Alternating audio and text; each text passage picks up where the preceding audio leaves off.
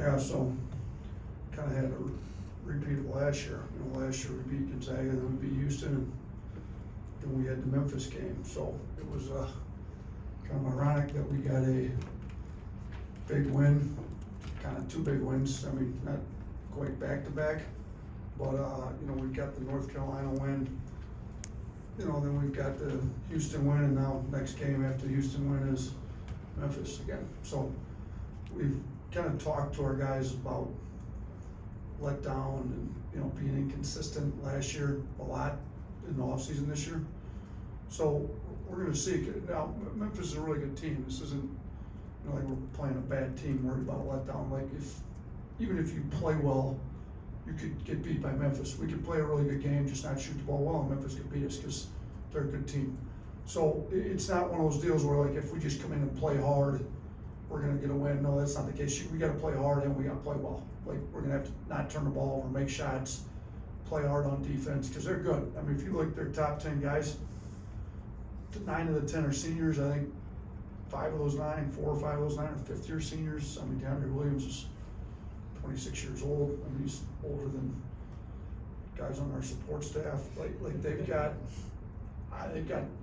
leadership, they've got experience, they've got a lot of stuff you're looking for in college basketball. So, and they're winning. I mean, you look at, they've only got 2 losses at the buzzer beater, and then one early. So they're not.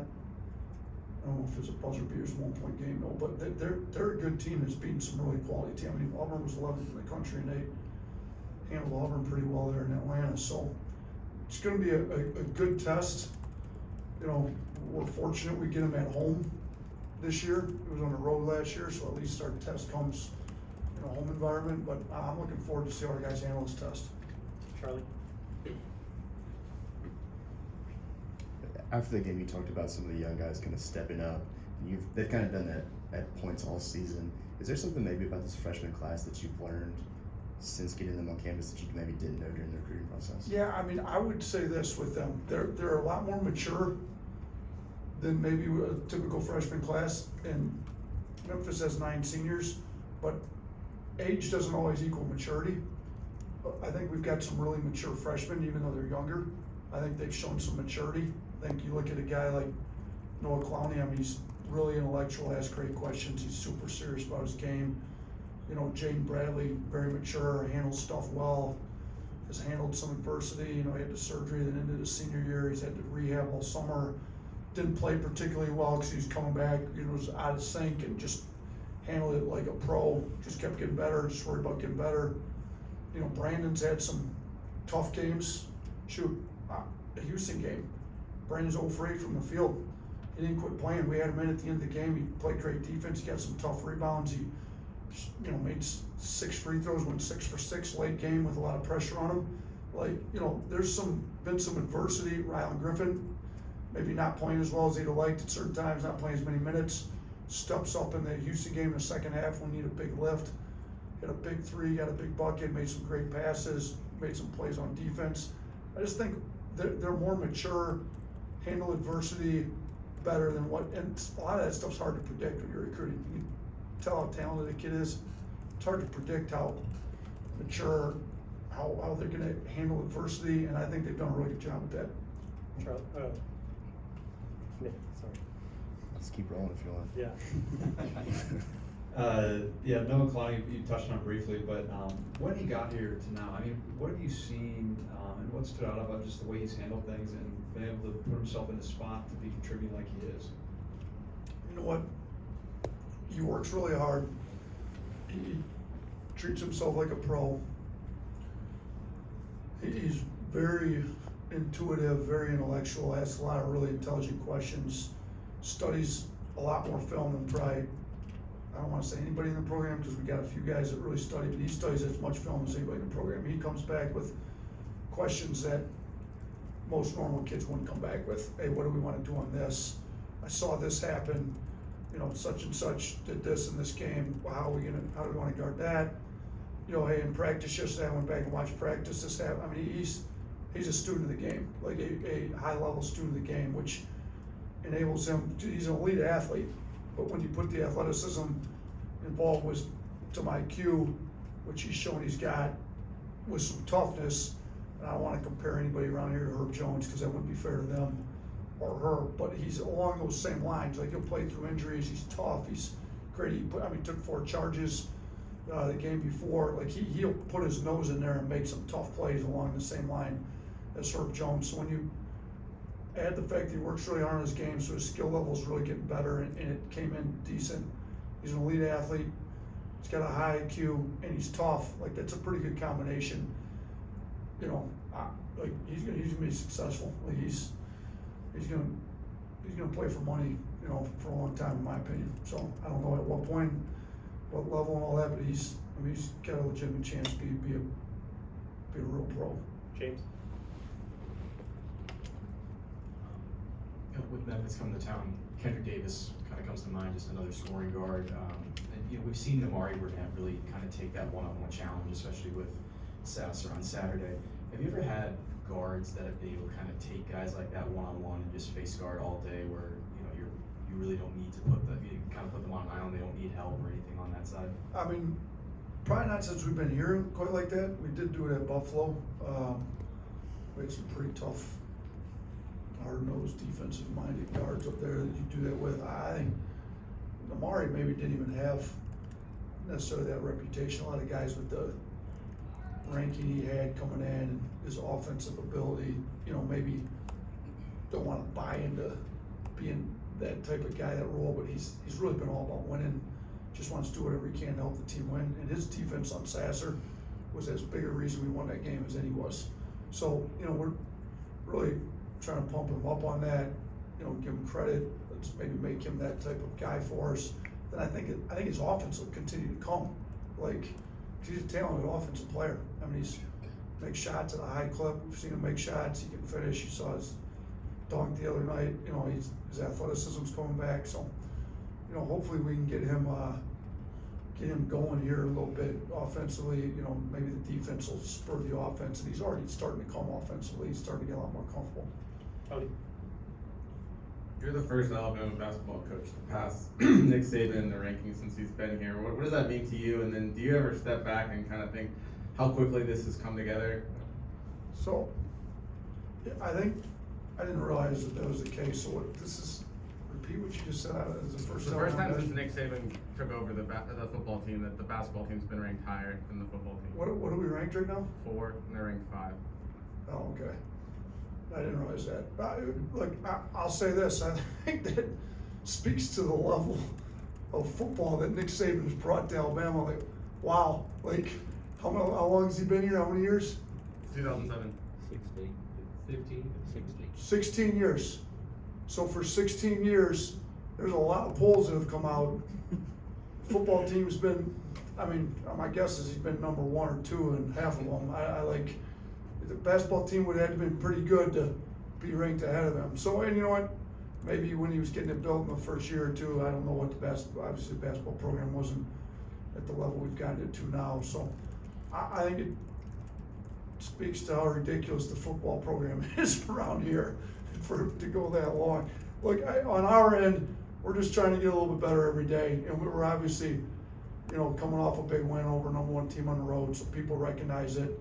We also realize how fleeting that stuff can be. What's North Carolina ranked today? They're not. They're not. They're not ranked. They were number 1 2 weeks ago.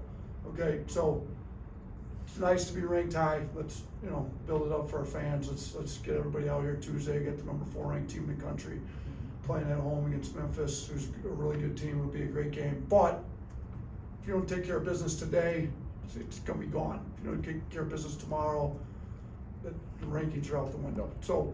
And I'll say this too, me and Coach Sampson talked before the Houston game. He's an unbelievable coach. We both said win or lose, we're both gonna get a lot better from this game. We won that game last year. They went to an Elite 8 without Mark and Sasser, either one. Okay? And I talked to our team, it's a lot easier to handle failure most of the time than it is to handle success.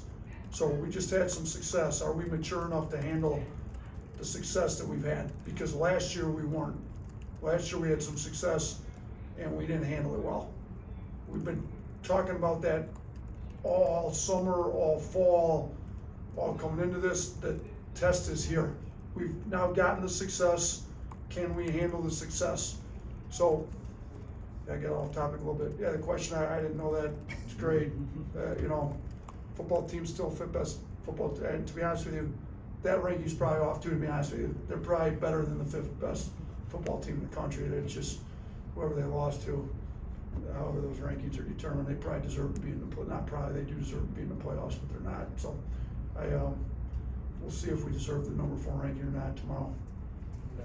Hey, Coach, a month or so ago, when we talked to SEC Media Days in Birmingham, you said about this team, if you don't defend, you're just not gonna play. Can you talk to me about where you think the defensive intensity has been this season, not just Saturday, but through the first month or so of the season? Been a whole lot better than it was last year. I mean, you can see and to be honest with you, some of the guys that haven't played heavy minutes that have before, it's not even always just the defensive. If they're not playing well, if you're not playing well, you're probably not gonna play. We got a lot of depth. So, but particularly on the defense, like if you're not gonna give us everything you have and give us an effort, we're gonna find somebody that will. So I think we really challenged Noah Gurley.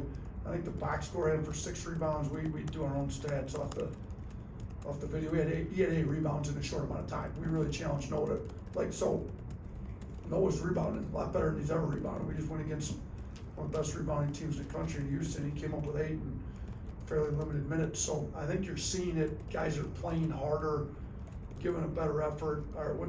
Anybody look at what our defensive efficiency was this morning? I think it was 11th or 12th, if I remember right, which is a lot better than 13th right now. So we're 13th. We were 92nd at the close of last year, I believe. We were 3rd 2 years ago. So we're gonna keep pushing, but 13's a lot closer to 3 than it is to 92. So we're a lot better this year than we were last year, and I think you guys can see it, and I think we still got room to grow. Like we've got some better defensive performances out there even. I think if our offense could get a little better, quit turning the ball over. Our turnovers on offense are hurting our defensive efficiency numbers because the layups we're giving up off the turnovers. So if we could get our offensive turnovers straightened out, that number would be even better than what it is right now. Michael? Yeah, you mentioned last year this time with the Memphis game, but do you see the few guys who are back taking that charge to explain to the other guys what happened at that point from that point forward and to address the situation? Cornelly talked about it after practice today. Like, we know what happened last year. We got some business to take care of this year. Like, we gotta be locked into, but the whole program talked about it. This is not a team we want to be up and down, up and down. We're up right now, and we need to be better on Tuesday than we were on Saturday. So it's been addressed. Guys on the team have addressed it. Staff's addressed it. Program knows it. We'll see. I told the guys, it's gonna be, if you can't get yourself ready to go after we've talked about this for as long as we've talked about it, it's gonna be hard to forget that you couldn't get yourself ready to go after all this we talked about. Like, we're gonna know who's bought into the message that we've been sending for the last 6 months and who's not, based on who's ready to go tomorrow night. Mace? We've had guard play step up in different games of the year, whether it was JQ1 and Jaden Bradley and the other. What is it like kind of managing that rotation? Is it just simply going with the hot hand at that time, or is it something a little bit deeper than that? I do think they're all gonna get an opportunity every game, provided they practice well. Today, they all practice well. Sears, Jaden, Quinterly.